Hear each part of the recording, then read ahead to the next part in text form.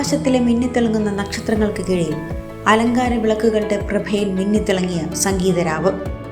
സീക്വൻസുകൾ വെച്ചുപിടിപ്പിച്ച് ഫാൽഗുനീഷ്യൻ peacock തയ്യാറാക്കിയ വസ്ത്രങ്ങളിലാണ് വിജയ് ദേവരകൊണ്ടയും രശ്മിക മന്ദാനയും സംഗീത് നൈറ്റിൽ ആടിപ്പാടിയത്.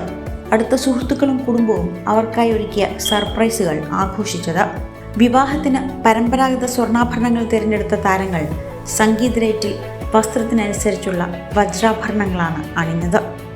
മാക്സിമലിസത്തിൻ്റെ പുതിയ വക്താവായ വിജയ് ദേവരകൊണ്ട സംഗീതിനും വ്യത്യസ്തനായിരുന്നു.